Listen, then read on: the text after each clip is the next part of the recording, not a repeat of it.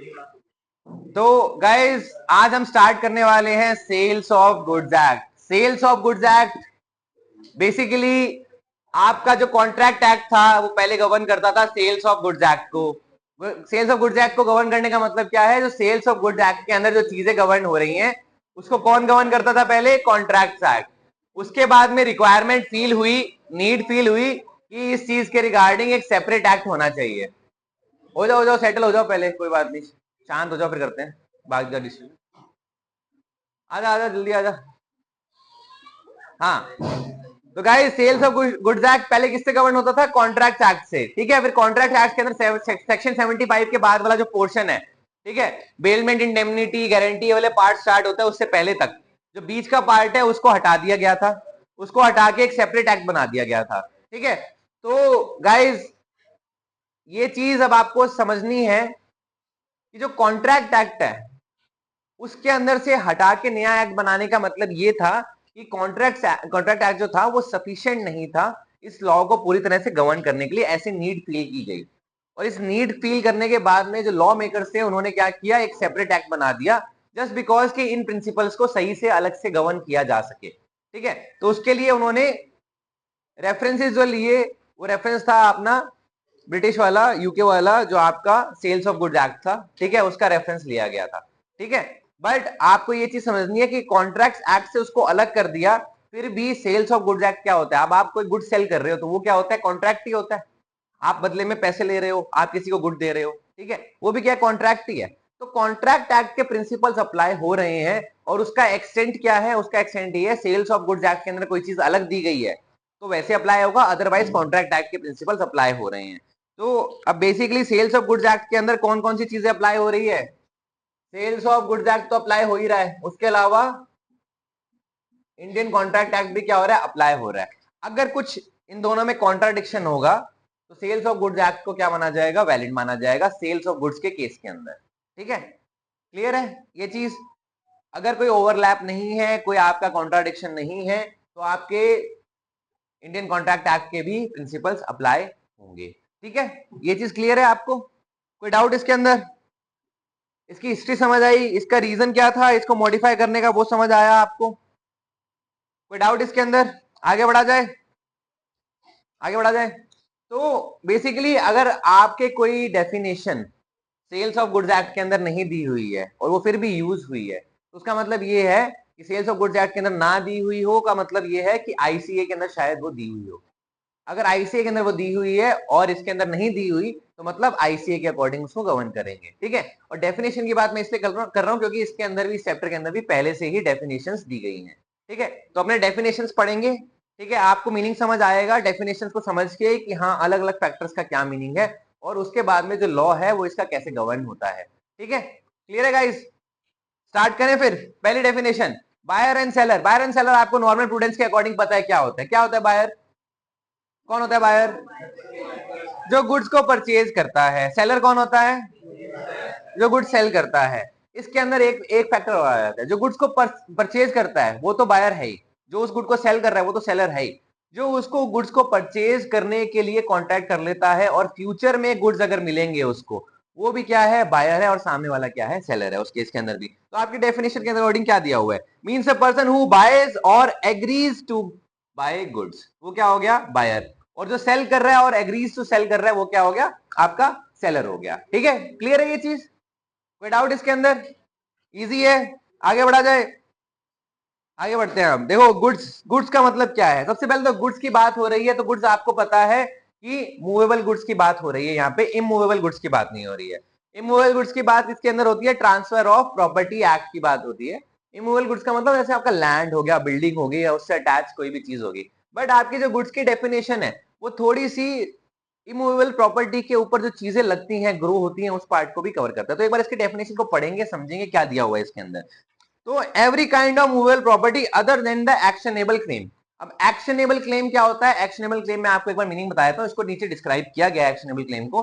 Actionable claim का meaning ये है कि कोई चीज अगर डिस्प्यूटेड है, ठीक है, जिसके ऊपर आपको राइट चाहिए या फिर आपको कोर्ट की परमिशन चाहिए, ठीक है, तो उसके ऊपर क्या है, अभी कोई क्लेम है जो एक्शनेबल। एक्शनेबल का मतलब क्या है, अभी कोर्ट ने उस चीज को वैलिड नहीं किया है या फिर जो डिस्प्यूट है वो पेंडिंग है। तो डिस्प्यूट का जब तक रिजल्ट नहीं आता तब तक आप उसको गुड्स की कैटेगरी में नहीं मानोगे। क्यों? क्योंकि आप इसको सेल नहीं कर सकते या आप इसको बाय नहीं कर सकते। ठीक है, तो एक्शनेबल क्लेम जो है उसको अपने सेपरेट कर लेते हैं। एक्शनेबल क्लेम की जो डेफिनेशन है वो भी अपने देख लेते हैं। Actionable claims are which can be enforce only by action और सूट। Example debt. डेट अगर आपका एग्जीक्यूट करवाना है, डेट गुड थोड़ना है, डेट गुड थोड़ना है, गुड नहीं होता डेट तो। डेट तो क्या होता है? पैसा होता है। ठीक है, पर आपको उसको एग्जीक्यूट करवाना पड़ेगा कोर्ट से। अगर कोर्ट से एग्जीक्यूट हो जाता है तो उसको आप गुड की तरह ट्रीट कर सकते हो। आप अपना डेट ट्रांसफर भी कर सकते हो, आप डेट किसी को भी सेल कर सकते हो, किसी को भी परचेज कर सकते हो। डेट परचेज करना, सेल करने का मतलब क्या है? आपको मान लो किसी को डेट देना है तो मतलब आपने उससे पैसे लेने होंगे, और जो पैसे लेने हैं उसकी जगह आपने क्या कर दिया, आपने किसी और को पैसे देने थे, वो चीज, वो लायबिलिटी उसके ऊपर ट्रांसफर कर दी। जैसे मान लो मैंने विशाल को 1000 रुपए देने थे, विशाल ने अनमोल को 1000 रुपए देने थे, और अनमोल ने मेरे को 1000 रुपए देने थे। तो मैं वो क्या करूंगा कि भाई अपनों ने तो आपस में एक दूसरे को देने, तो डेट शिफ्ट कर लो, डेट ट्रांसफर कर लो। पर वही अनमोल ने जो मेरे को 1000 रुपए देने थे उसके अंदर अगर मान लो दिक्कत चल रही है कोई, उसके अंदर ये दिक्कत चल रही है कि वो चीज श्योर नहीं है कि 1000 रुपए ही थे कि नहीं थे, 1000 रुपए देने भी थे कि नहीं देने थे, तो वहां पे क्या होगा, ये एक्शनेबल क्लेम बन जाएगा। वो एक्शनेबल क्लेम क्यों बन जाएगा? वो इस रीजन की वजह से बन जाएगा क्योंकि श्योरिटी नहीं है। यहाँ पे कोर्ट जो है या फिर कोई एक्शन है या कोई सूट है वो जो फाइल होगा उसके बेसिस पे जो रिजल्ट आएगा उसके बाद ही अपने देख सकते हैं ये चीज ट्रांसफर हो सकती है कि नहीं हो सकती है। ठीक है, एक्शनेबल सूट इसके अंदर कवर नहीं होंगे। आपको ये चीज देखनी है। यही आपका गुड जो भी है उसके ऊपर अगर कोई एक्शनेबल सूट पेंडिंग है तो वो चीज आप सेल नहीं कर सकते, ना वो कोई इंसान बाय कर सकता है। ये चीज आपको देखनी है। ठीक है, गुड की डेफिनेशन में वो नहीं आते। बट क्या क्या आते हैं देखो, एक्शनेबल क्लेम की डेफिनेशन के अंदर क्या दिया हुआ है, फिक्स डिपॉजिट की जो रिसीट्स होती है, ठीक है, वो उनको गुड्स कंसीडर करते हैं अपने सेक्शन 178 के साथ। अगर आप रीड करोगे इंडियन कॉन्ट्रैक्ट एक्ट को तो ठीक है, ये आपका क्या एक एक्सेप्शन है। फिक्स डिपॉजिट भी क्या है कि जहां से आपने फिक्स डिपॉजिट लिया है वो उससे, वो जैसे मान लो बैंक में आपने फिक्स डिपॉजिट करा रखे हैं, तो बैंक आपको डेट वो करता है, उसको पैसे देने हैं आपको, उसको इंटरेस्ट देना है आपको। ठीक है, तो वो चीज क्या है, डेट की कैटेगरी में आती है, बट फिर भी क्या है, उसको एक सेपरेट एक्ट गवर्न कर रहा है। इस वजह से वो क्या है, एक गुड बन जाता है, गुड की कैटेगरी के अंदर आ जाता है। अब अपने वापस से आते हैं किसके डेफिनेशन पे, गुड्स के डेफिनेशन पे। तो गुड्स के अंदर क्या दिया हुआ है, उसके बाद क्या दिया हुआ है कि एक्शनेबल क्लेम्स के साथ में मनी भी जो है वो एक्सेप्शन है। मनी को आप गुड की कैटेगरी में नहीं डालोगे। आप मनी के थ्रू, मनी इंस्ट्रूमेंट है ना जिसके थ्रू आप परचेज सेल करोगे, है ना, तो अगर मनी को ही आपने गुड बना दिया तो वो तो बार्टर सिस्टम हो गया। अब बार्टर सिस्टम थोड़ा चलता है, मतलब आप पैसे को ही अगर गुड बोल दोगे तो आपने चावल दिया और पैसे दिए, तो आपने एक गुड लिया एक गुड दिया, तो वो तो बार्टर सिस्टम है ना, वो सेल परचेज थोड़ा हो रही है, वो तो बार्टर सिस्टम चल रहा है। सेल परचेज का यहाँ पे मोटिव यही है कि आप एक्सचेंज कर रहे हो मनी की वर्थ, मनी की वैल्यू में, तो इसलिए मनी को आप क्या कर सकते हो, गुड की कैटेगरी में नहीं डाल सकते हो। ठीक है, क्लियर है ये चीज? कोई डाउट इसके अंदर? आगे बढ़े। हाँ, उसके बाद देखो क्या दिया हुआ है, include stock and shares. Stock and shares को इंक्लूड करने का मतलब क्या है यहाँ पे, क्योंकि उनको भी परचेज सेल किया जाता है। ठीक है, वो भी क्या है, एक कमोडिटी है, वो भी क्या है, सिक्योरिटीज। अपने बोलते हैं ना स्टॉक्स एंड, स्टॉक्स को मैंने बताया था क्या बोलते हैं, सेबी किसको गवर्न करता था, सिक्योरिटीज एंड कमोडिटी मार्केट को गवर्न करता था। कमोडिटी क्या होती है, कमोडिटी होती है ये जो आपके क्रूड ऑयल हो गया, ठीक है, उसका प्राइस, या फिर जो आपके ग्रेन्स हो गए उसका भी प्राइस। ठीक है, कोई इंपॉर्टेंट गुड है जैसे आपके गोल्ड हो गया, सिल्वर हो गया, ये इनका प्राइस, ये कमोडिटीज है, इनको परचेज सेल किया जाता है। अगर उस चीज को सेबी गवर्न कर रहा है और सिक्योरिटीज को भी सेबी गवर्न कर रहा है, तो मतलब उन दोनों को वो इक्वल वैल्यू देता है। अगर वो इक्वल वैल्यू दे रहा है सेबी, तो कहने का मतलब है अगर एक चीज गुड है तो दूसरी को भी गुड की तरह ट्रीट किया जा सकता है। इसलिए यहाँ पे स्पेसिफिकली बताया कि जो परचेज सेल होती है स्टॉक्स एंड शेयर्स की, उसको भी हम गुड्स की कैटेगरी के अंदर इंक्लूड करते हैं। ठीक है, कोई डाउट इसके अंदर? आगे बढ़ा जाए। हाँ, उसके बाद देखो, growing crops, grass and things attached to land forming part of the land which are agreed to be severed, separated from the land before sale or under the contract of sale। तो basically आपके land को आप cell नहीं कर सकते हो as a good, आप उसको as a immovable property sale कर सकते हो, उसके लिए अलग एक्ट है। ये एक्ट सिर्फ क्या पार्ट कवर कर रहा है कि लैंड के ऊपर अगर कोई चीज ऐसी है जिसको लैंड से सेपरेट करके उसको सेल किया जा सकता है, और वही आपका इंटेंशन था, जिसको आपने लगाया, उगाया या जो भी किया, ठीक है, क्योंकि आपके जो फसल है उसको आप लगाते हो, बीज डालते हो, उसके बाद उसके ऊपर जो भी आप उसको प्रोसेस करते हैं, उसके बाद फसल उगती है। ठीक है, फसल उगने के बाद में आपका पर्पस क्या था, आपको उसको लैंड से अलग करके काट के बेचना था ना, वो जिंदगी भर लैंड पे तो नहीं लग रहेगी, नहीं लगी रहेगी ना। तो इस वजह से उसको अपने किसकी कैटेगरी के अंदर डाल सकते हैं, उसको हम गुड्स की कैटेगरी के अंदर डाल सकते हैं, भले ही वो लैंड के साथ अटैच हो। लैंड से अगर कट गई है तो फिर तो वैसे ही गुड बन जाएगी। ठीक है, बट लैंड के साथ वो अटैच है। मान लो मैंने बोल दिया कि जितनी भी तुम्हारी फसल उगने वाली है इस साल की, वो सारी मैं खरीदूंगा इतने रुपए में। ठीक है, और तुमने एग्री कर लिया उस चीज के लिए। ठीक है, तो आपकी जितनी भी फसल उगेगी वो आपके एडवांस में ही मैंने बुक कर ली है, वो मेरे को आप बेच दोगे, ठीक है। पर वो चीज अभी तक लैंड से अलग तो नहीं हुई थी, वो तो अभी उगी नहीं है, उगेगी, लैंड से अलग होगी, उसके बाद वो गुड बनती है। बट इसके अंदर पहले ही बोल दिया गया कि आप फ्यूचर में जो उगने वाली चीज है जिसका आपकी इंटेंशन है कि आप उसको काट के अलग से या उसको सेपरेट करके अलग से आप बेचना चाह रहे हो, तो वो चीज भी गुड्स की कैटेगरी के अंदर फॉल करेगी, ठीक है। क्लियर है? गुड्स की डेफिनेशन समझ आई, मोर और लेस समझ आई आपको, कहानी समझ आई, एक बार रीड करोगे समझ आएगा आपको, फैक्टर्स को समझने में समझ आएगा। देखो जो गुड्स हैं वो क्या क्या इंक्लूड करते हैं, tangible goods and intangible goods, ठीक है। Tangible goods and intangible, tangible आपको सबको पता है, मतलब इनटेंजिबल का मतलब सबको पता है, सबको बताया हुआ है। एग्जांपल्स दे रखे हैं, क्या दे रखे हैं, गुडविल दिया हुआ है, कॉपीराइट दिया हुआ है, पेटेंट एंड ट्रेडमार्क दिया हुआ है, किसके एग्जांपल्स हैं, इनटेंजिबल गुड्स के एग्जांपल हैं, ठीक है। ये चीज क्लियर है सबको। स्टॉक्स एंड शेयर को वापस दे दिया है, gas, steam, water, electricity and decree of the code are also considered to be goods. Decree of the court को क्यों कंसीडर किया जाता है, क्योंकि हमने देखा था जो एक्शनेबल क्लेम है वो गुड नहीं है। एक्शनेबल क्लेम के बाद अगर कोर्ट के डिक्री आ गई, डिक्री आने का मतलब क्या होता है, कोर्ट का जजमेंट आ गया है, कोर्ट का ऑर्डर आ गया उस चीज के ऊपर, ठीक है, तो वो चीज क्या हो जाएगी, अब एक्शनेबल क्लेम नहीं रहेगी, अब उसको हम गुड्स बोल सकते हैं, ठीक है। तो जो एक्शनेबल क्लेम था अगर वो कन्वर्ट हो गया कोर्ट की डिक्री से, जजमेंट से या ऑर्डर से, या उसके ऊपर कोई डिसीजन आ गया है, तो उसको हम क्या बोल सकते हैं कि वो भी अब गुड का पार्ट बन सकता है। बस सिर्फ एक्शनेबल क्लेम जो है वो पार्ट नहीं बनेगा, मनी है वो पार्ट नहीं बनेगा। क्लियर है ये चीज सबको? क्लियर है? कोई डाउट इसके अंदर? कोई डाउट? आगे बढ़ा जाए। गुड्स की डेफिनेशन क्लियर है सबको? ये देखो फ्लो चार्ट दिया हुआ है आपका, फ्लो चार्ट के अंदर चीजें बता रखी हैं, ठीक है, उसको आप ऐसे एक्सप्लेन कर सकते हो अपने आंसर के अंदर भी, और आपको करना भी चाहिए अगर आपके पास टाइम है तो, ठीक है। गुड्स की डेफिनेशन आती है तो आप उसको इस तरीके से एक्सप्लेन कर सकते हो जैसे इसके अंदर दिया हुआ है, या फिर आपको जो भी मेथड सही लग रहा है उसके अकॉर्डिंग आप एक्सप्लेन कर सकते हो, कोई इशू नहीं है। अब देखो जो गुड्स है उसको ना डिफरेंट डिफरेंट कैटेगरी के अंदर डिवाइड कर दिया गया है। एग्जिस्टिंग गुड्स के अंदर कर दिया है, फ्यूचर गुड्स के अंदर कर दिया है, ठीक है। आपकी 2-3 कैटेगरी उसके अंदर सब कैटेगरीज भी बना दी है, ठीक है सर, और उसके बाद आपने कंटिजेंट गुड के अंदर भी कर दिया है। तो देखो सबसे पहले तो एग्जिस्टिंग गुड्स का मतलब क्या होता है कि जो गुड्स आज की डेट में एग्जिस्ट कर रहे हैं उनको हम क्या बोलेंगे, एग्जिस्टिंग गुड्स बोलेंगे, ठीक है। ये चीज क्लियर है? इस चीज को समझने की कोई ज्यादा जरूरत नहीं है, आपको जो मीनिंग है वो आपको पता है, इंग्लिश इंग्लिश की रीडिंग से आपको समझ आ रहा है कि क्या चीज है, ठीक है। अब देखो उसके अंदर आपने क्या किया, 3 कैटेगरी बना दी। सबसे पहले स्पेसिफाइड गुड्स। स्पेसिफाइड गुड्स का मतलब क्या होता है कि जहां पे आप कोई गुड को स्पेसिफाई कर रहे हो कि हम इसकी सेल परचेज की बात कर रहे हैं। कहने का मतलब क्या है कि मान लो मेरे घर पे एक ही गाड़ी खड़ी है, मैंने बोला मेरे को एक गाड़ी सेल करनी है, सामने वाला बोल रहा है कि हाँ ठीक है मेरे को एक गाड़ी खरीदनी है, मेरे को एक गाड़ी खरीदनी है, तो हमें स्पेसिफाई कर दिया कि मेरे घर पे जो सिलेरियो खड़ी है व्हाइट कलर की जिसका नंबर 1023 है वो मैं सेल करने वाला हूँ, और सामने वाला इंसान वही चीज परचेज करने वाला है, तो स्पेसिफाई कर दिया मैंने, कर दिया स्पेसिफाई। कोई डाउट इसके अंदर, स्पेसिफाई क्यों किया, कैसे हुआ, सबको समझ आ गया कैसे स्पेसिफाई हुआ, ठीक है। आगे बढ़ते हैं हम, देखो ascertain goods and uncertain goods. Specify good मतलब आपने बोल दिया कि आपको ये एसी बेचना है, ये वाला पर्टिकुलर हिताची का एसी जो 1.5 टन का है यहाँ पे लगा हुआ है, ये बेचना है आपको, स्प्लिट एसी है ये, ठीक है, ये बेचना है। आपने क्या कर स्पेसिफाई कर दिया। आपने अगर बोला होता कि इस क्लास में जो एसी लगा है मैं वो बेचना चाह रहा हूँ या बेचना चाह रही हूँ, तो क्या होता, आपके पास 2 एसी थे, आपको स्पेसिफाई नहीं किया ना आपने। बट यहाँ पे जब आपने पॉइंट आउट कर दिया, बता दिया, डिस्क्रिप्शन दे दी, तो वो क्या हो गया, स्पेसिफाई गुड्स हो गया। क्लियर है? क्लियर है? आपके देखो डिस्क्रिप्शन है ना वो स्पेसिफाई करती है, आपको डिस्क्राइब करना, आपने अगर क्लियरली डिस्क्राइब करा तो मतलब आपने स्पेसिफाई कर दिया। अगर क्लियरली डिस्क्राइब नहीं किया है ना तो आप इन 2 कैटेगरीज ऑफ गुड्स के अंदर आ जाओगे। देखो आप इसके अंदर क्या होता है, असर्टेन गुड्स या फिर uncertain goods. Ascertain goods and uncertain goods क्या है ना, रिलेटेड टर्म्स है। रिलेटेड टर्म्स का मतलब क्या है, मान लो आपके पास एक लॉट पड़ा है, उसके अंदर सब चीजें मिक्स हो रखी हैं, एग्जाम्पल है, इसके अलावा भी चीजें कवर होंगी, एग्जाम्पल है ये चीज।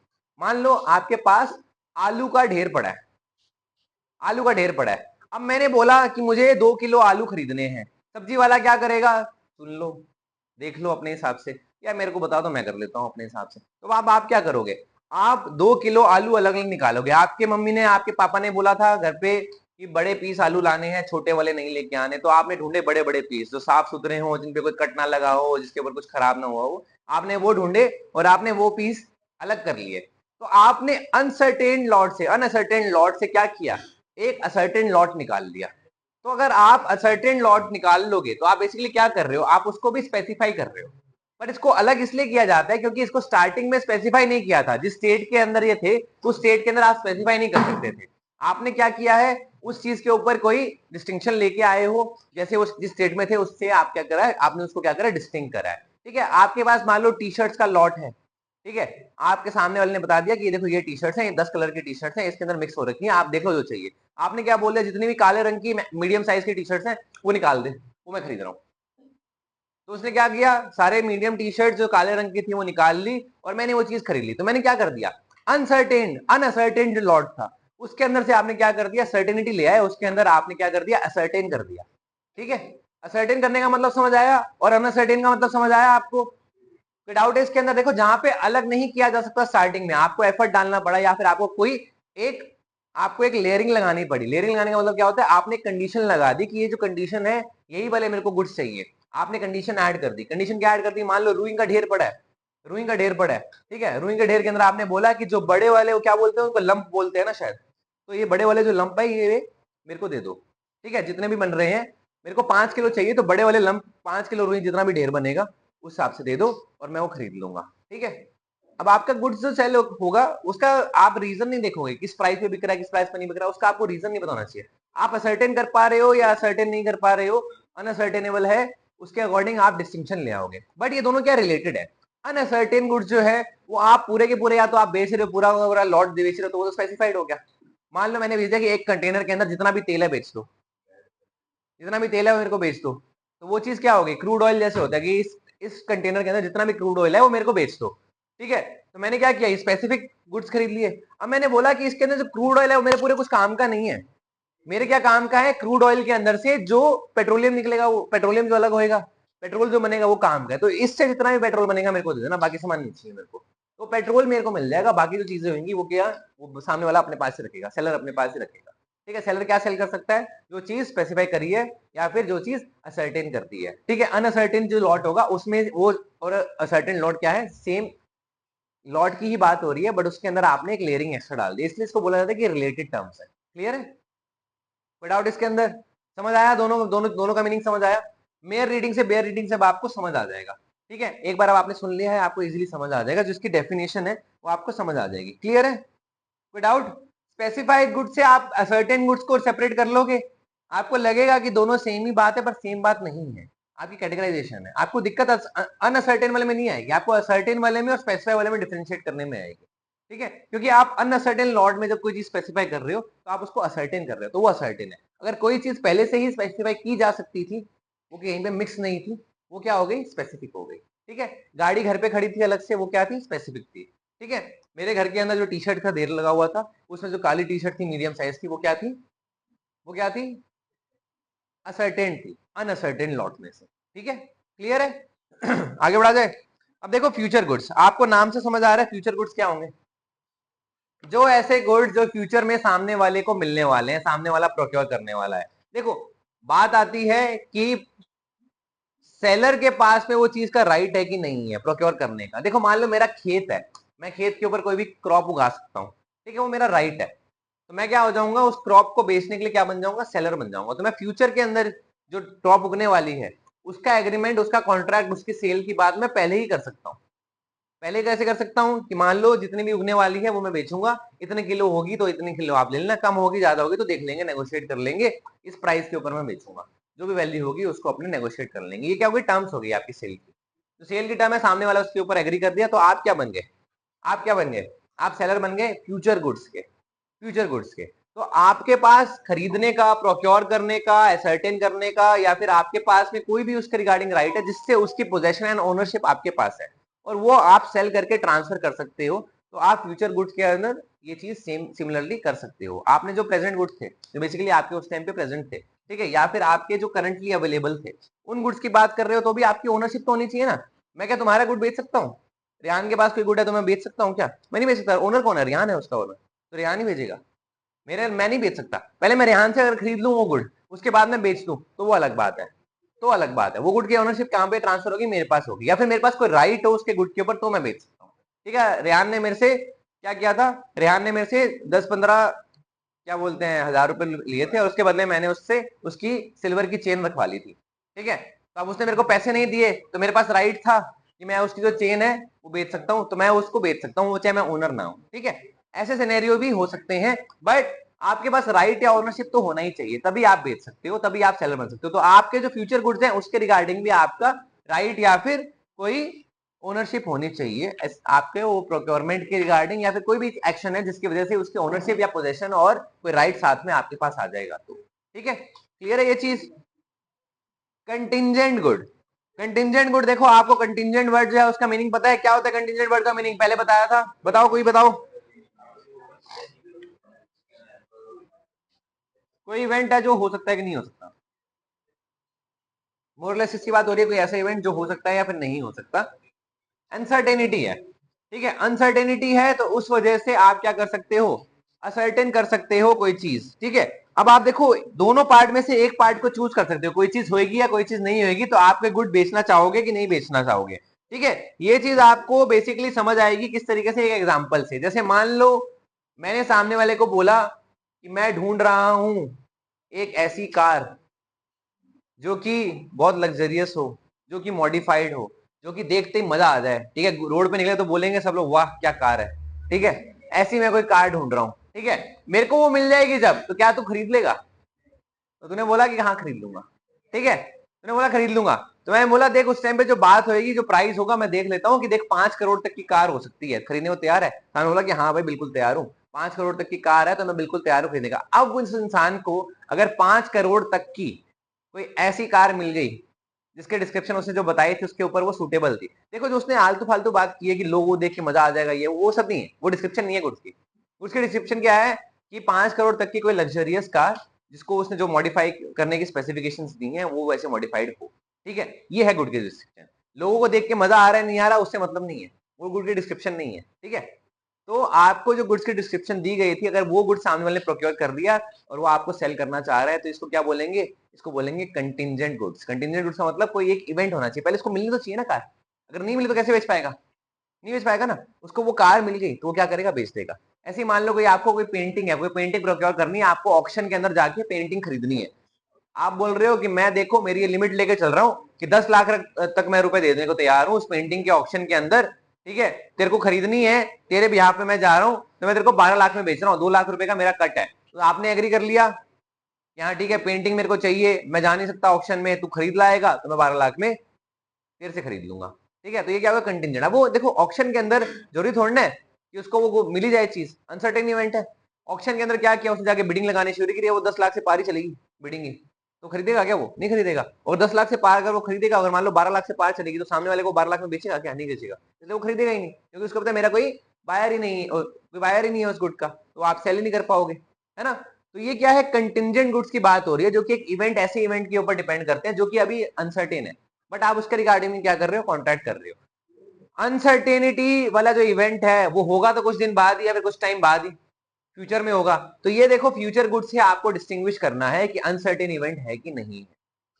सर्टेन इवेंट है तो आप क्या करोगे? फ्यूचर गुड की कैटेगरी में उसको डालोगे। अगर सर्टेन इवेंट नहीं है तो किसके अंदर डालोगे आप?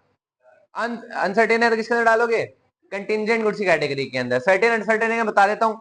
मेरी कार है, मैंने उसको बोला कि मैं 3 महीने बाद तेरे को भेज दूंगा, 3 महीने तक मेरे को जरूरत है, तो वो चीज तो मेरे पास ही है, ओनरशिप तो मेरे पास ही है, उसने एग्री कर लिया तो मेरे को बेचनी पड़ेगी, मेरे ऊपर ऑब्लिगेशन आ गई, मेरे पास कॉन्ट्रेक्चुअल ऑब्लिगेशन आ गई है, तो 3 महीने बाद बेच सकता हूँ। मैं कोई कार खरीदूंगा तो मैं तेरे को 3 महीने बाद बेच दूंगा, ये क्या कंटिंजेंट है? कंटिंजेंट गुड, ठीक है। आया समझ में? डिफरेंस समझ आया दोनों के अंदर? क्लियर है? आगे बढ़ा जाए।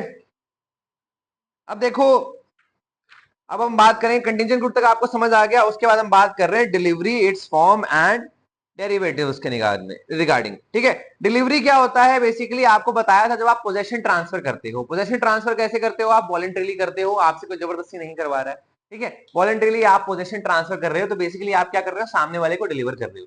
पोजेशन आपकी रियल बेसिस पे ट्रांसफर हो सकती है, या फिर आपकी कंस्ट्रक्टिव बेसिस पे हो सकती है, या फिर और भी तरीके के ट्रांसफर्स होते हैं, ठीक है। तो उनको भी हम डिस्कस करेंगे अभी। बट हाँ, डिलीवरी जो है आपकी, उसके अंदर क्या हो रहा है? आपकी गुड की पोजीशन ट्रांसफर हो रही है, ठीक है। ये चीज क्लियर है, और आप वॉलंटरीली उसको ट्रांसफर करने के लिए एग्री किए थे, इस वजह से वो ट्रांसफर हो रही है। क्लियर है ये बात?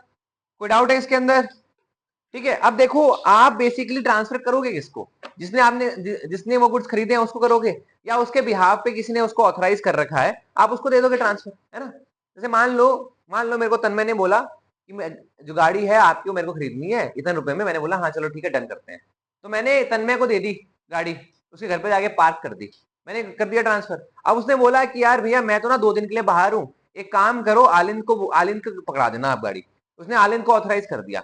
अब मैंने गाड़ी आलिन को जाके दे दी तो मैंने डिलीवरी कंप्लीट कर ली है, सेल वहां पे जो मेरा पार्ट था वो कंप्लीट कर दिया है मैंने, है ना।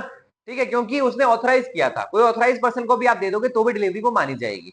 ठीक है, उसके अलावा आपने देखा था कंस्ट्रक्टिव डिलीवरी आपने पहले पढ़ा था, वही कैटेगराइजेशन अपने यहाँ पढ़ेंगे। यहाँ पे एक कैटेगरी ज्यादा है, तो आपको पहले वाला जो डिस्टिंक्शन था कंस्ट्रक्टिव डिलीवरी का, उससे और इसमें थोड़ा सा डिफरेंस है, वो आपको समझना पड़ेगा, वो चीज आपको समझनी पड़ेगी। ठीक है, हाँ, तो सबसे पहले क्या दिया हुआ है, एक्चुअल डिलीवरी। एक्चुअल डिलीवरी आपको पता है फिजिकली जब आप खुद से जाके पोजीशन ट्रांसफर कर देते हो।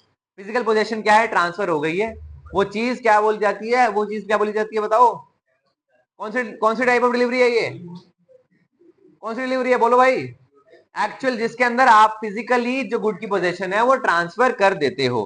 ठीक है, उसके बाद क्या आती है, कंस्ट्रक्टिव डिलीवरी। देखो, constructive delivery and symbolic delivery दो चीजें दी गई हैं, ये आपको थोड़ी सी सिमिलर लगेंगी। और ये क्या है, ये सेम चीज आपने कहां पढ़ी थी, पहले पढ़ी थी कॉन्ट्रैक्ट्स के अंदर। ठीक है, कॉन्ट्रैक्ट्स के अंदर पढ़ी थी, किसके अंदर पढ़ी थी, कॉन्ट्रैक्ट्स में पढ़ी थी, किसके अंदर पढ़ी थी, कॉन्ट्रैक्ट्स में भी पढ़ी थी आपने, एनआई के अंदर भी पढ़ी थी आपने। डिलीवरी वाली जो बात थी किसमें पढ़ी थी, दोनों के अंदर पढ़ी थी। तो कंस्ट्रक्टिव और रियल और एक्चुअल आपने कहां पढ़ा है, कॉन्ट्रैक्ट्स के अंदर भी पढ़ा है, एनआई के अंदर भी पढ़ा है। तो वहां पे आपने जो भी पढ़ा है उससे यहाँ पे थोड़ा सा डिफरेंस है, क्योंकि यहाँ पे कंस्ट्रक्टिव के साथ में क्या आ गई है, सिंबॉलिक डिलीवरी आ गई है। ठीक है, सिंबॉलिक डिलीवरी आ गई है, तो अब आपको उसको भी देखना पड़ेगा। तो इसमें बेसिकली क्या हुआ, जो आपने पहले कंस्ट्रक्टिव डिलीवरी पढ़ा था ना, उसको दो पार्ट में डिवाइड कर दिया है। इसके अकॉर्डिंग कंस्ट्रक्टिव डिलीवरी क्या है, कंस्ट्रक्टिव डिलीवरी ये है कि मान लो आपने क्या किया है, किसी को गुड्स दे रखे थे, जैसे मान लो मैंने गुड्स दे रखे थे गरिमा को। ठीक है, गरिमा के पास मेरे गुड्स पड़े थे, तो गरिमा को मैंने ये बोला कि यार ये गुड्स तूने मेरे बिहार पे होल्ड करके रखने हैं। ठीक है, अब मैंने वो गुड्स बेच दिए, किसको, डेजी को बेच दिए, जैसे मान लो। तो डेजी को मैंने अगर गुड्स बेच दिए तो डेजी क्या बोलेगी कि भैया जो गुड्स है उसकी पोजीशन मेरे को चाहिए, बट मेरे को अभी नहीं चाहिए, मेरे पास अभी जगह नहीं है गुड्स को रखने के लिए, थोड़े टाइम बाद आपसे मैं ले लूंगी। मैंने बोला कोई नहीं, एक काम करता हूं मैं, गुड्स तो मेरे पास भी नहीं पड़े, गुड्स तो गरिमा के पास पड़े हैं, तो मैं क्या करूंगा, मैं गरिमा को बोल दूंगा कि अब वो जो गुड्स हैं उनकी ओनरशिप मेरी नहीं है, मैंने वो सेल कर दिए, किसको, डेजी को। तो अगली बार अगर डेजी आके गुड्स वो मांग रही है तो तुम्हें डेजी को गुड्स दे देने हैं, डेजी के बिहाफ पे कोई गुड्स मांग रहा है तो उस इंसान को आपको दे देने हैं डेजी से पूछ के। ठीक है, अब वो गुड्स की ओनरशिप मेरे पास नहीं है, मेरे पास पोजेशन उनकी नहीं थी, मेरे पास ओनरशिप थी, पोजेशन तो नहीं थी। पोजेशन किसके पास थी, गरिमा के पास थी, वो मैंने ट्रांसफर कर दी पोजेशन। ठीक है, जो कंस्ट्रक्टिव पोजेशन थी वो ट्रांसफर कर दी ओनरशिप के साथ में, कि अब मेरे बिहाफ पे वो गुड्स ऑन नहीं कर रही है या होल्ड नहीं कर रही है, वो क्या कर रही है, वो डेजी के बिहाफ पे होल्ड कर रही है। तो आपने एक्चुअली तो कुछ चीज डिलीवर नहीं की पोजेशन, क्योंकि आपके पास थी नहीं, आपका सिर्फ ओनरशिप थी।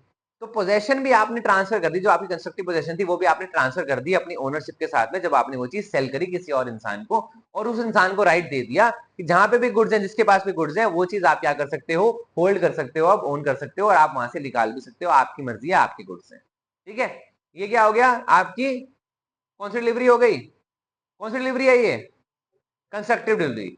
सिंबॉलिक डिलीवरी, सिंबॉलिक डिलीवरी का मतलब जो आपने कंस्ट्रक्टिव डिलीवरी पहले पढ़ा था, मैंने बोला था ना आपको दो पार्ट में डिवाइड कर दिया था, क्या ये कैटेगरी कंस्ट्रक्टिव डिलीवरी कैटेगरी में जा सकती थी, जो पहले हमने पढ़ा था, पहले हमने जो चीजें पढ़ी थी उसके अंदर कंस्ट्रक्टिव डिलीवरी के अंदर ये कैटेगरी जो अभी तक पढ़ी है अपनों ने, वो जाती कंस्ट्रक्टिव में जाती कि एक्चुअल में जाती, जो अभी पढ़ा है हमने वो कंस्ट्रक्टिव में जाता कि एक्चुअल में जाता, जो हमने एनआई में पढ़ा था, जो हमने कॉन्ट्रैक्ट में पढ़ा था उसके अकॉर्डिंग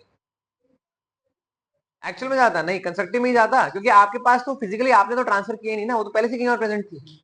तो आपका जो डिस्टिंक्शन है ना वो सिंबॉलिक के अंदर और जो आपने अभी तक कंस्ट्रक्टिव डिलीवरी पढ़ा है उसके अंदर है। ठीक है, तो सिंबॉलिक के अंदर बेसिकली वो वाला पार्ट आएगा जहां पे आप चाबी देते हो। ठीक है, पहले एक बार सुनो, पहले एक बार सुनो, आपने मैंने तन्ने ने मेरे को बोला कि गाड़ी खरीदनी है, वही एग्जाम्पल, मैं आ रहा हूँ चाबी लेने, मैंने चाबी दे दी तो उसको मतलब मैंने पोजेशन दे दी, उसके बाद वो ले जाएगा, पार्किंग में खड़ी थी गाड़ी, वो गाड़ी निकाल के ले जाएगा। ठीक है, वो नहीं लेके जा रहा, वो 3 दिन बाद लेके जा रहा है, मेरे को अगर दिक्कत नहीं है, पार्किंग में खड़ी है, या फिर जिसकी भी पार्किंग है उसको दिक्कत नहीं है, पार्किंग में खड़ी है तो खड़ी रहे वो, मैंने तो सेल कर दिया, ट्रांसफर कर दिया, पोजेशन मैंने डिलीवर नहीं की एक्चुअल गुड की, मैंने चाबी दे दी, वो क्या है, सिंबल है, वो क्या सिंबॉलिक है। मान लो एक गोडाउन था, गोडाउन के अंदर जो गुड्स ऑन कर रहा था उसकी चाबी मेरे पास थी, मैंने क्या किया, सामने वाले को, भाई ये रे गुड्स ये सेल किए, तू पैसे मेरे को दे, मैं तेरे को चाबी पकड़ा देता हूँ, तो हमने गोडाउन की चाबी दे दी सामने वाले को, वो क्या करता है, कभी भी गुड्स निकाल सकता है, क्योंकि मेरे को पता है उसके अंदर सारे गुड्स मैंने सेल कर दिए, तो चाबी खोलेगा, ताला खोलेगा, वो निकालेगा सारे के सारे गुड्स और अपने ले जाएगा, और चाबी उसके बाद लाके मेरे को दे देगा। इसको क्या बोलते हैं हम, आपने सिंबॉलिक डिलीवरी करी है। सिंबॉलिक डिलीवरी और कंस्ट्रक्टिव में डिफरेंस समझ आया क्या, पहले ये बताओ, डिफरेंस समझ आया, आया, चारू को नहीं आया शायद, नहीं आया, बताओ, कंस्ट्रक्टिव डिलीवरी के अंदर पोजेशन जो थी वो आपके पास थी ही नहीं। पहली बात, कंस्ट्रक्टिव डिलीवरी के अंदर पोजेशन किसके पास थी? मेरे पास थी क्या? जिसने गुड सेल करे, जो ओनर है उसका, किसके पास थी? गरिमा के पास थी। गरिमा के पास अगर पोजेशन, एग्जाम्पल रिपीट करूं, अच्छा देखो, मेरे जो गुड्स थे वो कौन होल्ड कर रहा था मेरे बिहाफ पे? गरिमा होल्ड कर रही थी, ठीक है। अब गरिमा और मेरा, गरिमा मेरी एजेंट है, एजेंट नहीं है, जो भी है, गरिमा एक्चुअल सेलर थी, मैंने उससे खरीद दिया, उसके पास गुड्स, उससे फर्क नहीं पड़ता, ठीक है। उसका और मेरा जो भी अंडरस्टैंडिंग थी, जो भी हमारा कॉन्ट्रैक्ट था, उसमें हम नहीं जाएंगे क्योंकि वो मैटर नहीं करता। बस वो गुड होल्ड कर रही है मेरे बिहाफ पे, ठीक है। तो अब कौन गुड्स गुड्स गुड्स किसको सेल कर रहा हूं मैं? अब मैं डेजी को गुड सेल कर रहा हूं। तो डेजी को मैंने अगर गुड सेल करे तो बेसिकली अब मैंने वो गुड्स वापस नहीं लिए, वो गरिमा के पास ही थे, मैंने बस उसकी ओनरशिप ट्रांसफर कर दी है, और ओनरशिप के साथ साथ मैंने जो उसकी डिलीवरी थी वो मैंने कंस्ट्रक्टिवली कर दिया। मतलब मैंने गरिमा को ये बोल दिया है कि अब वो गुड्स जो तुम होल्ड कर रही हो उसका एक्चुअल ओनर मैं नहीं हूं, अब वो डेजी है, तो अब आप डेजी के बिहाफ पे गुड्स को ओन कर रहे हो, ठीक है। ये क्या होगी? आपकी कंस्ट्रक्टिव डिलीवरी होगी। अगर जो गरिमा के पास गुड्स थे वो मैं अपने पास ट्रांसफर करवा था अपने गोडाउन में, मैंने गरिमा को बोल दिया कि मेरे गोडाउन में ट्रांसफर कर दो, और गोडाउन की जो चाबी थी वो मैं अगर डेजी को दे देता तो वो सिंबॉलिक डिलीवरी हो जाती, ठीक है। क्लियर है गाइस? आया समझ में? डिफरेंस समझ में आया? कोई डाउट है इसके अंदर? हाँ हाँ हाँ हाँ हाँ हाँ, पोजेशन उसके, अब वो डेजी की मर्जी है। हाँ, अब वो डेजी की मर्जी है, वो ट्रांजेक्शन होने के बाद अब डेजी की मर्जी है वो गुड्स का क्या करना चाह रही है, ठीक है। तो ट्रांजेक्शन पहले ही हो गई है। हाँ गाइस, हाँ, कौन सा सिंबॉलिक रिपीट कर दूं? पहले कंस्ट्रक्टिव समझ आया? कंस्ट्रक्टिव समझ आया? देखो, कंस्ट्रक्टिव वाले के अंदर आपने क्या किया था, आपने किसी और पर्सन को इन्वॉल्व करके उसकी पोजेशन और डिलीवरी ट्रांसफर कर दी थी, ठीक है, जब आपने ओनरशिप ट्रांसफर करी तब। आप सिंबॉलिक तब करते हो जब आप सामने वाले को एज अ सिंबल कोई चीज दे देते हो कि हाँ आप पोजेशन ट्रांसफर हो गई है। आपने सामने वाले को गाड़ी की जगह गाड़ी की चाबी दे दी, गाड़ी की चाबी के बिना गाड़ी चलेगी? नहीं चलेगी। तो गाड़ी की चाबी अगर आपने सामने वाले को दे दी तो आपने ये सिंबल दिया है, आपने उसको एक जेस्चर दिया है जिससे उसको समझ आ गया है कि जो पोजेशन है वो मेरे पास ट्रांसफर हो गई है, जो पोजेशन है उसकी डिलीवरी मेरे पास हो गई है ओनरशिप के साथ साथ, ठीक है। आया समझ में? हाँ, वो अलग बात है, टेक्निकली ओनरशिप के अंदर आपको कागजों में नाम वाम चेंज करवाने पड़ते हैं, बट हम सिर्फ सेल के परस्पेक्टिव से देख रहे हैं, सेल के परस्पेक्टिव देते हैं। यहाँ पे गुड्स भी हो सकते थे, ठीक है, गुड्स को जिस कंटेनर में कंटेन कर रखा है उसकी चाबी दे दी, वो वेयर हाउस में कंटेन कर रखा है तो वेयर हाउस की चाबी दे दी, ठीक है। क्लियर है ये चीज? कोई डाउट? आगे बढ़ा जाए? हाँ, तो गाइस एक बार टाइम बता दो मेरे को, टाइम कितना बचा अपने पास अभी? 11 बज गए, 1 बजे तक क्लास होना, ठीक है, कोई नहीं। हाँ हाँ, तो गाइस अब हम उसके बाद देखो एक छोटा सा पैराग्राफ दिया हुआ है, उसको एक बार रीड कर लेते हैं, ठीक है। Goods are said to be in a deliverable state. Deliverable state का मतलब क्या होता है कि जिस स्टेट के अंदर आप डिलीवर कर सकते हो। डिलीवरेबल स्टेट भी होगी ना, अभी तो गुड्स क्या पता बन रहे हो, क्या पता गुड्स के ऊपर कोई काम हो रहा हो, तो डिलीवरेबल स्टेट जो होगी वो कैसे डिटरमाइन करेंगे कि किस पॉइंट के बाद में अब आप डिलीवरी कर सकते हो गुड्स की, ये चीज आपको कैसे डिटरमाइन करनी है उसके बारे में बात की गई है। क्या बोला गया? When they are in such a condition that the buyer would under the contract be bound to take delivery of them, ठीक है। फॉर एग्जाम्पल, मैंने बोला था कि मैं फसल बेच रहा हूं मेरी, ठीक है, तो सामने वाले ने फसल खरीद ली मेरे से, तो अब उसकी डिलीवरी कब होगी, या उसके जो गुड्स हैं वो डिलीवरेबल स्टेट में कब आएंगे? जब मैं फसल को काट दूंगा, फसल को काट के भी मैं उसके बंडल बना लूंगा, बंडल बनाने के बाद भी क्या है, जिस भी स्टेट में उसने मांगी थी या फिर जिस भी स्टेट के अंदर एज ए कॉन्ट्रैक्ट मैं डिलीवर करना, मेरे को डिलीवर करना था, उस स्टेट में मैं ले आऊंगा। जैसे मान लो मैंने बोला था कि मैं बंडल बना के दे दूंगा, तो मैंने जब उसका बंडल बना लिया तो बंडल के बंडल क्या हुआ, ट्रांसफर हो जाएंगे। या फिर उसने बोला था कि सिर्फ मेरे को जो अनाज, मान लो कनक थी, ठीक है, तो कनक आपको यूजेबल कौन सा पार्ट होता है? पूरा का पूरा उसका जो स्टेम होता है वो होता है, या फिर जो सिर्फ जो बीज होता है, जो बीज जैसा दिखता है, जो ग्रेन होता है वो दिखता है, वही होता है। अगर उसने मेरे को बोला था कि ऐसी स्टेट में खरीदना है तो मैं उस स्टेट में जब तक ले आऊंगा तब तक मैं डिलीवरी नहीं कर सकता, उसके बाद ही मैं डिलीवरी करूंगा, ठीक है। तो डिलीवरेबल स्टेट वो होगी जो एज पर कॉन्ट्रैक्ट सामने वाला बाउंड होगा डिलीवरी उसकी एक्सेप्ट करने के रिगार्डिंग, ठीक है। क्लियर है? आगे बढ़ा जाए। अब देखो, document of title to good. आप क्या कर रहे हो जब कंस्ट्रक्टिव या फिर क्या कर रहे हो, आप सिंबॉलिक डिलीवरी कर रहे हो, तो आप डॉक्यूमेंट्स भी ट्रांसफर करते हो उसके अंदर। सिंबल आपका डॉक्यूमेंट भी हो सकता है, कंस्ट्रक्टिव डिलीवरी आपकी डॉक्यूमेंट्स के बेसिस पे भी हो सकती है कि मैंने सामने वाले को कोई चीज बेची है तो उसके साथ में मैंने कोई डॉक्यूमेंट बेचे हैं। तो इसमें कौन से डॉक्यूमेंट की बात कर रही है? Document of the title to goods. जो डॉक्यूमेंट गुड्स का टाइटल बता रहे हैं उनकी बात कर रही है। टाइटल क्या बताएंगे? जिसकी डिलीवरी अगर सामने वाले के पास हो गई, जिसके ऊपर नाम अगर चेंज हो गया तो वो गुड्स की ओनरशिप जो है, जो पोजेशन है, वो क्या हो जाएगी, ट्रांसफर हो जाएगी। ठीक है, सामने वाले के पास क्या आ जाएगी, ओनरशिप आ जाएगी। अब इसको आपने डिस्टिंग्विश किससे करना है, आपको इसको डिस्टिंग्विश करना है एक्नॉलेजमेंट से। अब एक्नॉलेजमेंट क्या होता है गाइस, तो अगर आपने किसी डॉक्यूमेंट पे लिख के दे दिया कि मैंने आपको ये चीज बेच दी है, क्या आप एक्सेप्ट कर रहे हो, सामने वाले ने बोल दिया कि हाँ मैं एक्सेप्ट कर रहा हूं, ये क्या है, एक्नॉलेजमेंट है, ये है एक्नॉलेजमेंट। अगर आपने अब अपनी गाड़ी के डॉक्यूमेंट्स में नाम चेंज करवा दिया सामने वाले को, तो आपने क्या कर दिया, सामने वाले का नाम डलवा दिया, तो क्या हो गया, आपने जो ओनरशिप है वो ट्रांसफर कर दी है। ठीक है, तो डॉक्यूमेंट्स के बेसिस पे भी क्या हो सकती है, चीजें ट्रांसफर हो सकती है, चीजें आपकी जो है एक जने से दूसरे जने के पास में डिलीवरी हो सकती है। ठीक है, तो डॉक्यूमेंट भी क्या है, एक सिंबल है, डॉक्यूमेंट भी क्या हो सकता है, एक सिंबल हो सकता है, या फिर कंस्ट्रक्टिव आपकी डिलीवरी हो सकती है डॉक्यूमेंट्स के बेसिस के ऊपर। तो डॉक्यूमेंट्स अगर ट्रांसफर कर रहे हो तो आप कौन से डॉक्यूमेंट ट्रांसफर करोगे, आप जो वो डॉक्यूमेंट ट्रांसफर करोगे जिनके रिगार्डिंग आपका जो सेल का राइट, जो सेल करने का राइट है, या फिर जो ओनरशिप का राइट है, वो क्या हो जाएगा, ट्रांसफर हो जाएगा। ठीक है, आप बेसिकली उन डॉक्यूमेंट्स के थ्रू क्या कर रहे हो, ओनरशिप ट्रांसफर कर रहे हो। जैसे आप अगर ट्रेन से कोई गुड मंगवाते हो, तो ट्रेन से क्या मिलती है आपको, रेलवे रिसीट मिलती है। ठीक है, कैरियज रिसीट बोलते हैं उसको। ठीक है, तो वो आपको अगर मिल रही है, तो वो रिसीट जिसके भी इंसान के पास में होगी ना, वो जाके वहां पे डिलीवरी ले सकता है, वहां पे कोई डिटेल वगैरह चेक नहीं करता। मान लो मैंने मेरी गाड़ी जो है भिजवाई, ठीक है, कहां से भिजवाई, हनुमानगढ़ से मान लो दिल्ली भिजवा दी, तो ट्रेन पे मैंने चढ़वा दी गाड़ी, वहां पैक वैक होके चढ़ गई। ठीक है, अब उनको क्या मतलब है कि इसका ओनर कौन है कौन नहीं है, वहां कौन एक्सेप्ट करेगा, उनको क्या मतलब, किसी और को बोला हो, वो बोलेगा कि भाई ये जो मैं आपको टिकट दे रहा हूँ, ये बेसिकली जो आपको रिसीट दे रहा हूँ, ये आपको संभाल के रखनी है, ये वहां पे अगर आप दिखाओगे तब आपको ये चीज मिल जाएगी, आपकी जो गाड़ी है वो कर देगी चेक, कोई भी लेके आए। अब आपने क्या कर दिया, सामने वाले को दिखा दी ये चीज, जब आप दिल्ली पहुंच गए, दिल्ली में पहुंच के दिखा दी, उसने बोला कि हाँ ठीक है मैं गाड़ी आपको दे रहा हूँ। अब आप गए, आपके पिताजी गए, माताजी गए, आपके कोई भाई बहन गया, आपका कोई दोस्त गया, उससे कोई फर्क पड़ रहा है क्या, उससे फर्क नहीं पड़ रहा। ठीक है, तो ये क्या होता है, ये डॉक्यूमेंट क्या होता है, ये ओनरशिप का डॉक्यूमेंट था क्या, अगर आपने सामने वाले को सेल कर दिया है, उसको राइट दे दिया है, तो ये ओनरशिप का डॉक्यूमेंट भी बन जाएगा। तो आपकी जो ट्रांजेक्शन है उसके बेसिस पे भी डिपेंड करेगा कि जो टाइटल ऑफ जो डॉक्यूमेंट है, जो टाइटल बता रहा है या ओनरशिप बता रहा है, वो एक्चुअली डॉक्यूमेंट है कि नहीं है, जिसके बेसिस पे ट्रांसफर की जा सकती है ओनरशिप। आया समझ में, कोई डाउट इसके अंदर, रेलवे रिसीट वाला एग्जांपल समझ में आया, एग्जांपल समझ में आया, ठीक है, क्लियर है।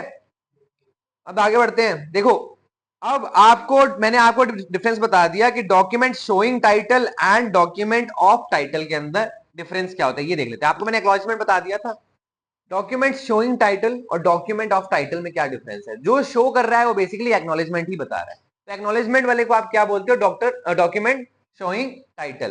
ठीक है, जिसके बेसिस के आपको समझ आ रहा है कि टाइटल किसका है, आप ट्रांसफर नहीं कर सकते, आपको समझ आ रहा है। बेसिकली आपका जो शेयर सर्टिफिकेट है, आप शेयर इश्यू करते हो तो शेयर सर्टिफिकेट होता है ना, शेयर सर्टिफिकेट होता है, तो आपको जो शेयर सर्टिफिकेट मिल गया वो क्या बता रहा है, आपका टाइटल के रिगार्डिंग वो क्या है, एक एक्नॉलेजमेंट है कि कंपनी ने आपको शेयर्स दे दिए, इस चीज का एक्नॉलेजमेंट। शेयर तो आपके डीमेट अकाउंट में पड़े हैं ना, शेयर तो आपके डीमेट अकाउंट में हो सकता है पड़े हो, या फिर किसी और फॉर्म में पड़े हो, फिजिकली पड़े हो। ठीक है, तो जो शेयर सर्टिफिकेट है वो बेसिकली क्या है, उस केस के अंदर वो जो शेयर सर्टिफिकेट है वो क्या है, वो बेसिकली एक्नॉलेजमेंट है। तो डॉक्यूमेंट शोइंग टाइटल है, वो आप उसके बेसिस पे बता सकते हो कि टाइटल मेरे पास है, आपने उसके ऊपर नाम मिटा दिया और किसी और का नाम लिख दिया तो ट्रांसफर हो गया शेयर। ऐसे ट्रांसफर नहीं होते शेयर, शेयर आपको करने पड़ेंगे, उसका एक प्रोसेस होता है ट्रांसफर करने का। तो जब तक वो आप नहीं करोगे तब तक जो ओनरशिप है इन डॉक्यूमेंट के रिगार्डिंग, तो बेसिकली आपके डीमेट अकाउंट के अंदर पड़े हैं या फिर जो फिजिकल फॉर्म के अंदर आपके शेयर्स पड़े हैं, वो आपके ट्रांसफर होंगे। ठीक है, क्लियर है, हाँ क्लियर है, कोई डाउट इसके अंदर। मर्सेंटाइल एजेंट, मर्सेंटाइल एजेंट पहले बताया था ना क्या होता है, याद है किसी को, मर्सेंटाइल एजेंट कौन होता है, मर्सेंटाइल एजेंट, मर्सेंटाइल एजेंट बताओ भाई, जो ट्रेडिंग करता है, ट्रेडिंग इसकी इसकी गुड्स की ट्रेडिंग करता है। ठीक है, गुड्स की ट्रेडिंग करने का मतलब क्या है, वो बेसिकली किसी से परचेज करेगा, किसी को सेल करेगा, वो किसी के बिहाफ पे गुड्स को ओन भी कर सकता है, प्लेज भी कर सकता है। ठीक है, किसी से प्लेजी भी बन सकता है, प्लेजर भी बन सकता है। उसका जो बिजनेस है वो क्या है, मर्सेंटाइल एजेंट का बिजनेस है। ठीक है, तो मर्सेंटाइल एजेंट जहां पे भी वर्ड यूज होगा वहां पे उन लोगों की बात होगी जो एक्टिवली, उनका बिजनेस ही क्या है, गुड्स को ट्रेड करना, गुड्स को किसी के बिहाफ पे होल्ड करना, गुड्स को किसी को दे देना, ट्रांसफर कर देना, या फिर प्लेज कर देना, या प्लेजी बन जाना, प्लेजर बन जाना या प्लेजी बन जाना। ठीक है, क्लियर है ये चीज, मर्सेंटाइल एजेंट क्लियर है, आपको पहले भी समझाया हुआ है, वापिस से एक बार बता दिया तो कोई दिक्कत तो नहीं है, समझ आ गया। क्या हो गया आलिन, क्या हो गया धवल, पीछे से आगे क्यों आ गया, आगे आते बात करने लग गया है। तो कट ऑफ बाद में पूछ लेना, चेंज थोड़ा हो रही है 1 घंटे में, है चेंज थोड़ा हो रही है वो। हाँ ठीक है गाइस। हाँ अब अपने बात कर रहे हैं प्रॉपर्टी की गाइस, अब प्रॉपर्टी की बात कर रहे हैं। देखो प्रॉपर्टी में क्या आता है, आपकी ओनरशिप आ जाती है। प्रॉपर्टी में क्या आता है, आपकी प्रॉपर्टी की ओनरशिप आ जाती है। ठीक है, तो ओनरशिप का मतलब सबको क्लियर है, ओनर कौन होता है सबको पता है, कोई डाउट है उस चीज के अंदर? नहीं, या है डाउट? तो आपकी जो जनरल प्रॉपर्टी होती है, जनरल प्रॉपर्टी और स्पेशल प्रॉपर्टी में क्या डिफरेंस होता है? जनरल प्रॉपर्टी अगर मैंने ट्रांसफर कर दी है तो मतलब मैंने गुड्स को बिना किसी कंडीशन के सामने वाले को दे दिया है सेल के पर्सपेक्टिव से, वो क्या हो गई, जनरल प्रॉपर्टी का ट्रांसफर हो गया। जो स्पेशल प्रॉपर्टी का ट्रांसफर होता है वो बेसिकली क्या होता है, मैंने सामने वाले को गुड्स प्लेज कर दिए थे, मैंने सामने वाले को गुड्स दे दिए थे, उसके बिहाफ पे मैंने क्या ले लिए, कुछ पैसे ले लिए। ठीक है, तो उस केस के अंदर सामने वाले के पास क्या एब्सोल्यूट राइट है उसको बेचने का, भले उसके पास पोजीशन है, उसके पास अभी ओनरशिप नहीं है, ओनरशिप मेरी ही है। अगर मैं उसको पैसे नहीं दे पाया, अगर मैंने जो उधार लिए थे वो मैं पैसे नहीं दे पाया, उस केस के अंदर क्या होगा, सामने वाले के पास राइट ट्रांसफर हो जाएगा कि वो गुड्स को सेल भी कर सकता है, अगर जो हमारा ओरिजिनल कॉन्ट्रैक्ट था उसके अंदर ये बात मैंने सामने वाले को बोल दी थी तो। ठीक है, क्लियर है कि सामने वाला क्या करेगा, सेल, देखो तभी उसने गुड्स लिए हैं, वो सेल कर सकता है, तभी उसने उधार दिए, एज ए सिक्योरिटी उसने लिया है, वो सेल कर सकता है। ठीक है, तो अगर मैंने पैसे नहीं दिए तब उसका राइट अराइज होगा, तब वो क्या कर सकता है, वो जो कंडीशन है वो हट जाएगी और अब आप सामने वाला जो है वो पर्सन क्या कर सकता है, सेल कर सकता है। तो जो स्पेशल प्रॉपर्टी होती है उसके साथ में कोई ना कोई कंडीशन अटैच होती है, वो कंडीशन क्या होती है, वो यूजुअली यही कंडीशन होती है कि सामने वाले के पास सेल करने का राइट नहीं है जब तक ये चीज, ये डिफॉल्ट कोई दूसरा पर्सन जिसके बिहाफ पे उसने क्या करें, होल्ड कर रखे हैं गुड्स, वो अगर वो गलती नहीं करता है, तो जैसे मैंने पैसे देने थे, मैंने पैसे ना देने की गलती कर दी, तो सामने वाले के पास क्या गया, राइट आ गया सेल करने का। आया समझ में? प्रॉपर्टी के अंदर दो पार्ट दिए हुए हैं, जनरल प्रॉपर्टी, प्रॉपर्टी के बेसिस पे देखो क्या आता समझ आता है। सबसे पहले तो ओनरशिप, ओनरशिप कैसे ट्रांसफर हो सकती है, देखो जनरल प्रॉपर्टी के बेसिस पे हो सकती है and special property. General property आपने सीधा ट्रांसफर कर दिया, उसके बदले में पैसे ले लिए। स्पेशल प्रॉपर्टी जहां पे आपकी कंडीशन है, कंडीशन कौन सी, ऐसी कंडीशन जो मैंने आपको प्लेज वाला केस के अंदर एक्सप्लेन कर दी है। ठीक है, आया समझ में? कोई डाउट इसके अंदर? प्रॉपर्टी की समझ आई, डेफिनेशन आई समझ में, डेफिनेशन प्रॉपर्टी की? कोई डाउट है? देखो प्रॉपर्टी यहाँ पे किसकी बात हो रही है, यहाँ पे मूवेबल गुड्स की बात हो रही है, यहाँ पे टेंजिबल इंटेंजिबल मूवेबल गुड्स की बात हो रही है, इमूवेबल गुड्स की बात नहीं हो रही है। ठीक है, क्योंकि इमूवेबल गुड्स के ऊपर अप्लाई नहीं होता सेल्स ऑफ गुड्स एक्ट। ठीक है, क्लियर है? आपकी गुड्स की डेफिनेशन थी ना, उन उन गुड्स की जो ओनरशिप है उसको प्रॉपर्टी बोला गया है यहाँ पे। ठीक है, हाँ। स्पेशल देखो, मैंने आपसे गुड्स परचेज करने थे, मैंने आपको 1000 रुपए दिए, आपने 1000 रुपए मेरे को गुड्स भेज दिए, ये क्या हो गया, आपका जनरल हो गया। ठीक है, स्पेशल क्या होगा, स्पेशल ये होगा कि अब देखो मैंने आपसे उधार लिए कितने रुपए, 10,000 रुपए उधार लिए, और मैंने बदले में मेरे गुड्स आपको दे दिए। ठीक है, ये 10,000 रुपए ज्यादा के वर्थ के गुड्स हैं, ये आप रख लो, और 10,000 रुपए मेरे पास है, मैं टाइम टाइम वापस दे दूंगा। अब जब देने की बारी आई वापस, तो मैंने डिफॉल्ट कर दिया। अब मेरे डिफॉल्ट करने के बाद क्या हुआ, तुम्हारे पास वो राइट ट्रांसफर हो गया कि तुम गुड्स सेल कर सकते हो किसी को। वहां तुम्हारे पास राइट तब तक नहीं था जब तक बेसिकली मैं एक राइट ऑन कर रहा था उन गुड्स के ऊपर, दो था ओनरशिप का राइट, कि मैं पैसे वापस देके वो ओनरशिप और पोजेशन वापस लेता हूँ। ओनरशिप तो मेरे पास थी, मैं पोजेशन वापस ले सकता हूँ। ठीक है, वो राइट अपने आप बाय डिफॉल्ट ट्रांसफर हो गया, मेरे डिफॉल्ट की वजह से वो ट्रांसफर हो गया, और तुम उसके बाद उसको सेल कर सकते हो। स्पेशल कंडीशन, ये एग्जाम्पल है, ऐसी कोई भी कंडीशन होगी उसको स्पेशल कंडीशन बोला जाएगा, जिसमें आपके पास जो ट्रांसफर हुए गुड्स उसको सेल करने का राइट आपके पास नहीं है, एब्सोल्यूट राइट, उसके अंदर कोई कंडीशन लगी हुई है। ठीक है, जो भी कंडीशन लगी होगी उसको क्या बोलेंगे, कंडीशनल गुड्स जो होंगे उसको क्या बोलेंगे हम, स्पेशल प्रॉपर्टी बोलेंगे। ठीक है, क्योंकि ओनरशिप जो है वो कंडीशनल है, यहाँ पे डायरेक्टली जनरली ट्रांसफर नहीं हुई है वो। ठीक है, क्लियर है? क्लियर है ये चीज? कोई डाउट इसके अंदर? हाँ, आगे बढ़ा जाए। अब आपका आ जाता है इंसॉल्वेंट। इंसॉल्वेंट का मतलब बेसिकली ये होता है कि ऑर्डिनरी कोर्स ऑफ बिजनेस के अंदर कोई इंसान अगर अपने डेट्स नहीं पे कर पा रहा है तो वो क्या हो गया है, इंसॉल्वेंट हो गया है, या फिर कंडीशन ऐसी हो जाती है कि वो डेट पे ही नहीं कर सकता, तो भी किस कैटेगरी के अंदर आ जाएगा, वो इंसॉल्वेंट हो जाएगा। एक तो होता है कि मैंने बोल दिया तेरे को, हर्ष को जैसे मानो बोल दिया कि हर्ष को मैंने बोला कि 10,000 रुपए मैं उधार ले रहा हूं। ठीक है, तो मैं हर्ष को अगर 10,000 रुपए नहीं दे पाया तो भी उसके अंदर जो डिफॉल्ट हुआ उसके बेसिस में क्या हो गया, मैं इंसॉल्वेंट माना जाऊंगा कि मैं अपने जो डेट्स हैं उनको पे नहीं कर पाया। ठीक है, अगर मेरे को कोर्ट ने बोल दिया कि भाई तू इंसॉल्वेंट हो गया है और हर्ष का जो डेट था वो अभी तक आया ही नहीं था, तो हर्ष को समझ आ गया ना कि इंसान तो पे ही नहीं कर सकता, इंसान पे कर पाएगा क्या? अगर कोर्ट ने बोल दिया कि मैं इंसॉल्वेंट हूं, मेरे सारे असेट्स सीज हो जाएंगे। ठीक है, तो मैं पे कर पाऊंगा क्या? नहीं कर पाऊंगा। तो हर्ष को भी समझ आ जाएगा कि इंसान क्या हो गया, इंसॉल्वेंट हो गया है। अभी तक जो पैसे उधार दिए थे उसकी ड्यू डेट ना आने से पहले ही समझ आ गया इसको कि मैं क्या हो गया हूँ, इंसॉल्वेंट हो गया हूँ। तो हाँ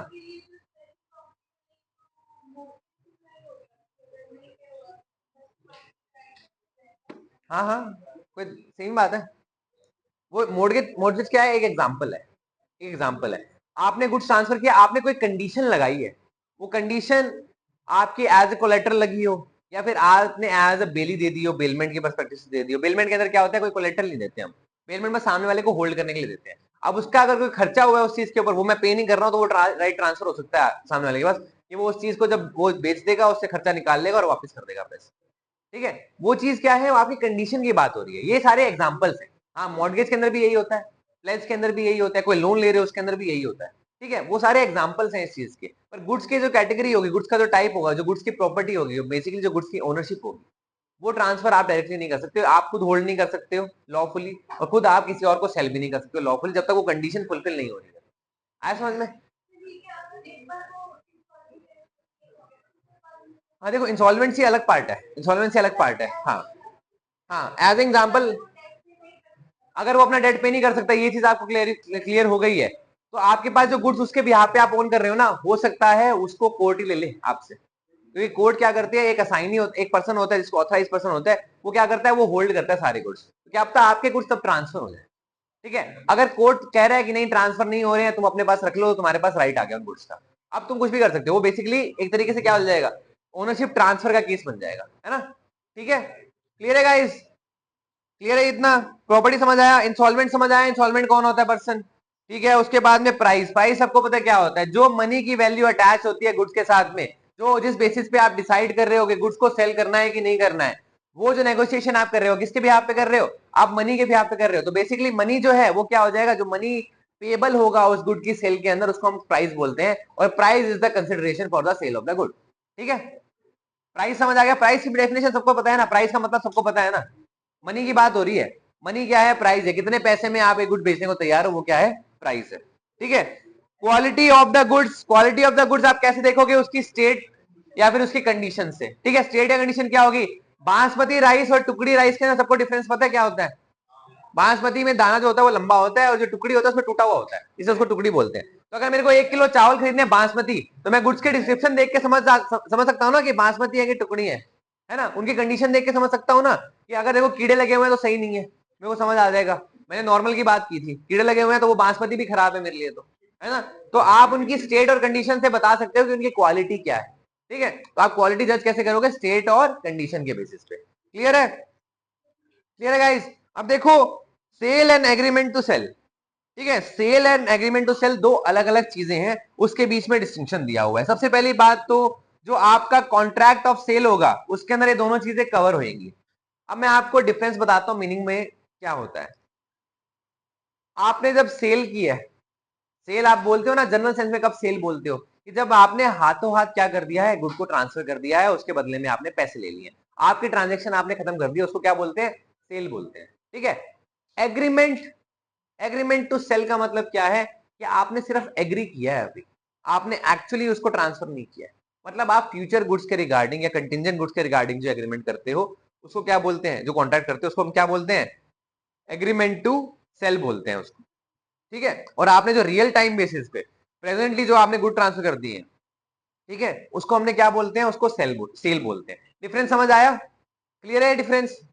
यही डिफरेंस है, ये जो टॉपिक है इसके अंदर देखो, आपको ये चीज समझनी है कि दोनों ही चीजें क्या है, एक वैलिड, वैलिड क्या है, contract, contract regarding the sale of the goods है। ठीक है, इसलिए आपका देखो जो डायग्राम है वहां पे क्या दिया है, कॉन्ट्रैक्ट ऑफ सेल के अंदर दोनों चीजें दी हुई है, सेल भी दी हुई है या कॉन्ट्रैक्ट टू सेल भी दिया हुआ है। ठीक है, कॉन्ट्रैक्ट टू सेल भी एक वैलिड कॉन्ट्रैक्ट है, सॉरी एग्रीमेंट टू सेल भी क्या है, एक वैलिड कॉन्ट्रैक्ट है। कॉन्ट्रैक्ट किस चीज का, कॉन्ट्रैक्ट ऑफ सेल का। और जो नॉर्मल सेल होती है वो भी क्या है, एक वैलिड कॉन्ट्रैक्ट है। ठीक है, ये चीज समझ आ गई, दोनों चीजें किसके अंदर कवर हो रही है, इसके अंदर होती है। अब आपको दोनों का डिफरेंस समझ आया, दोनों का डिफरेंस समझ आया कि नहीं आया, आ गया? अब एक बार अपने सेक्शन देखते हैं क्या दिया हुआ है। According to section 4(1), a contract of sale of the good is a contract whereby the seller transfer or agrees to transfer the property in goods to the buyer for a price। यहाँ पे price की भी बात होगी, buyer की भी बात होगी, सेलर की भी बात होगी, प्रॉपर्टी की भी बात होगी, ट्रांसफर की भी बात होगी, और बेसिकली डिलीवरी की बात होगी। ठीक है, जो आपने डेफिनेशंस पढ़ी थी अभी तक ऊपर, उनका यूज हुआ है यहाँ पे। ठीक है, सबका नहीं हुआ है, मैक्सिमम डेफिनेशंस का यहाँ पे यूज हो गया। ये डेफिनेशन आपको इसलिए पढ़ाई गई थी ताकि ये सेक्शन 4 क्लॉज 1 जो है वो आप समझ सको, ठीक है। तो आपको इस चीज का मीनिंग समझ आ रहा है? Contract of sale of good is a contract whereby the seller transfers or agrees to transfer the property in goods to the buyer of for a price. ये चीज समझ आ गई? अभी देखो ये एब्सोल्यूट भी हो सकती है, कंडीशनल भी हो सकती है। आपको पता है कंडीशन कैसे लगती है, आपने कॉन्ट्रैक्ट देखा है। नॉर्मल के अंदर मैं आपको एग्जांपल दूं, कंडीशनल क्या होगी, जैसे आपका कंटिजेंट जो एग्रीमेंट है वो कंडीशनली तो है, एक कंडीशन पूरी होगी तभी तो वो चीज कंफर्म होगी ना, आपके पास पोजीशन उसकी आएगी, आपके पास उसकी ओनरशिप आएगी, तभी आप ट्रांसफर कर पाओगे। तो कंडीशनल भी होती है वैलिड, और एब्सोल्यूट भी। एब्सोल्यूट का मतलब कि ठीक है हाँ खरीद लिया, बेच दिया, पैसे ट्रांसफर कर दे, गुड्स ले जा, ठीक है। ये होगी आपकी कौन सी, कंडीशनल होगी कि नॉर्मल होगी? एब्सोल्यूट होगी ना, तो एब्सोल्यूट होगी ये, ठीक है। डिफरेंस समझ आ गया दोनों के अंदर? दोनों केस, दोनों चीजें हो सकती है, दोनों चीजें पॉसिबल है। 4.3 के अंदर क्या दिया हुआ है? 4.3 के अंदर दिया हुआ है property in the good is transferred. कब ट्रांसफर? जब भी आपने डिलीवरी कर दी है उसकी और आपने उसके बदले में पैसे ले लिए, आपने ओनरशिप ट्रांसफर कर दी है from the seller to the buyer, the contract is called a sale. But when the transfer of the property in the good is to be take place at a future time or subject to some condition thereafter to be fulfilled, it is called an agreement to sell। ठीक है, वही चीज है जो मैंने आपको बताई। Cell क्या होगी? जो एब्सोल्यूट हो जाएगी, आपके हाथों हाथ हो जाएगी। जो फ्यूचर में होगी या किसी कंडीशन के बेसिस पे होगी, वो क्या हो जाएगी? एग्रीमेंट टू सेल हो जाएगा। ठीक है, क्लियर है? सेल और एग्रीमेंट टू सेल का डिफरेंस समझ आ गया, तो मैं उसको स्किप कर रहा हूं फिर एक बार, ठीक है। हाँ, आगे बढ़ते हैं, अपने जो इनके डिफरेंसेस हैं वो देखेंगे, ठीक है।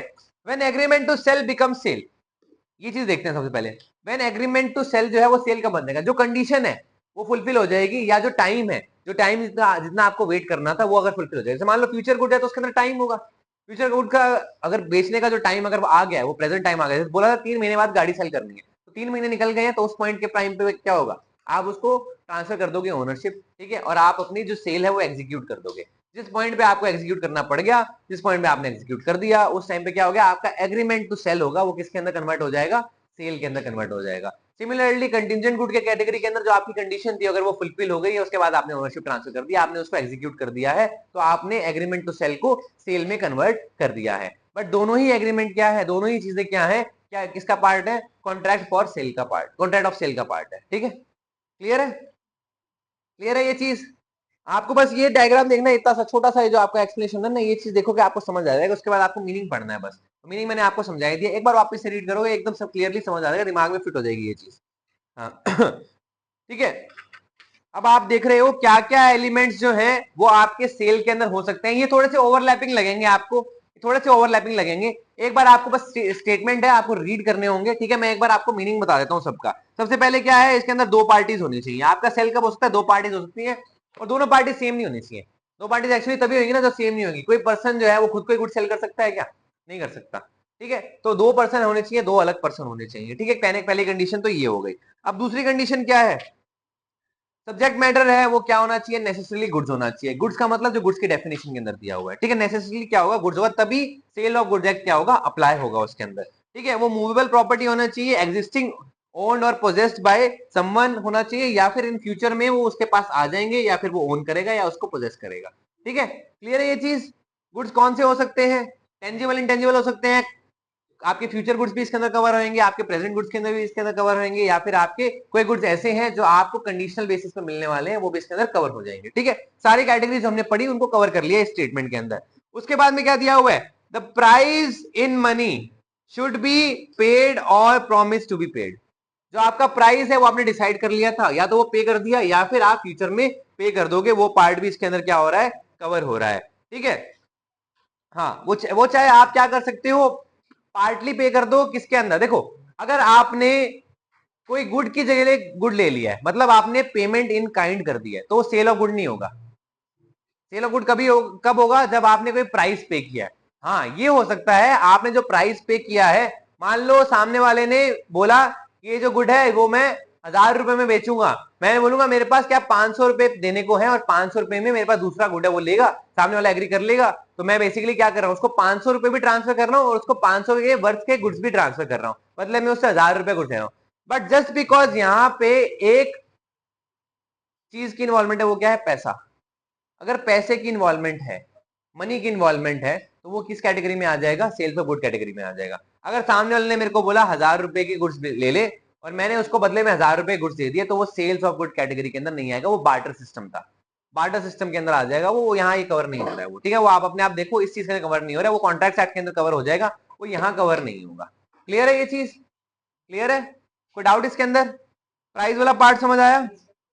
हाँ। नेक्स्ट पॉइंट क्या है? ट्रांसफर ऑफ प्रॉपर्टी, ट्रांसफर होना चाहिए, ठीक है, वो टेक प्लेस जब करेगा, मतलब as in it should must take place, ठीक है। तो कहने का मतलब क्या है कि अगर आपने डिलीवरी करनी थी और डिलीवरी ट्रांसफर हो गई है,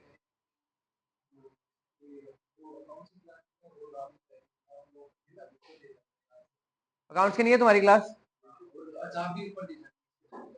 चाबी दे देंगे ऊपर, ठीक है। हाँ, मैथ्स की तो आज बोली नहीं थी ना।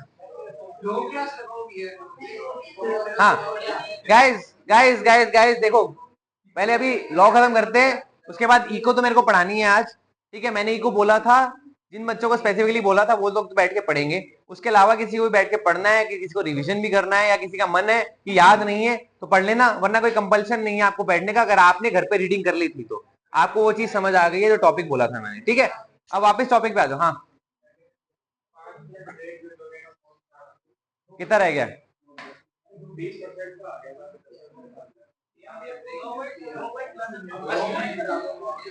ये पॉइंट खत्म कर लो, है ना। हाँ हाँ, तो transfer of property in good जो है उसकी बात हो रही है। यार चीनी नहीं आएगा अभी तक?